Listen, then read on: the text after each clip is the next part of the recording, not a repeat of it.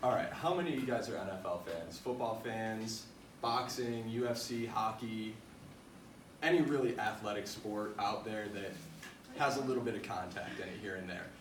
Even car crashes, military veterans, all experience what we see as CTE. CTE stands for chronic traumatic encephalopathy. This was first founded in about 1982 by Dr. Harrison Mortland. He was researching a group of boxers that were back then having multiple rounds almost weekly, getting bashed in every night, and finally he coined it the term punch drunk syndrome, which was them basically showing signs of dementia, aggression, many different symptoms of the brain deteriorating.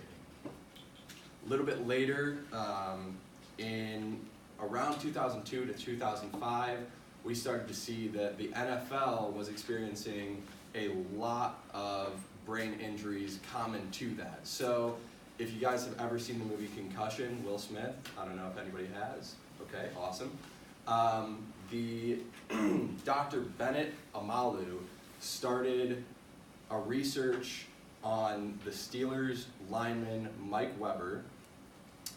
Mike Weber was alive when he started this, and then he ended up dying before the conclusion was based, but CTE can actually only be found post-mortem after an autopsy. So you can't see CTE coming while doing just a regular brain scan, CAT scan, MRI, anything like that. It's only found after a person's dead. What is happening with CTE is that there's a protein called tau, and after multiple repetitive hits to the head, brain injuries, so on and so forth, concussions, this protein builds up in areas of the brain, and anywhere that you see this protein build up, there is no longer function in that part of the brain at all. So right here we have a normal brain on our left, and then on the right we can see that down at the base, at the top, right and left hemisphere, and severely a part of the aggression that controls us in our day-to-day have been deteriorated. So here, everything's fine. This is a person that's just been railed in the head multiple times and has not recovered from it. We see a lot of CTE in the NFL nowadays. There's a research done of 202 players in general. 111 of them were from the NFL, and 110 after their autopsy came back CTE certified. So that means that almost all players in the NFL have been jarred to have CTE.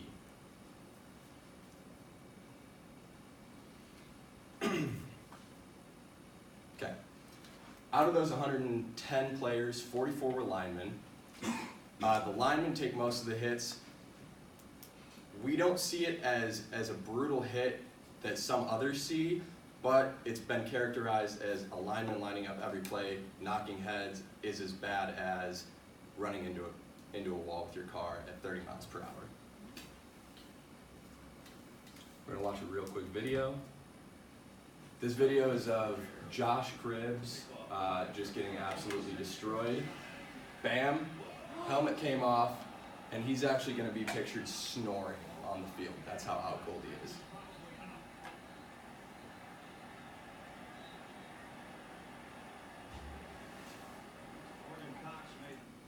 All right.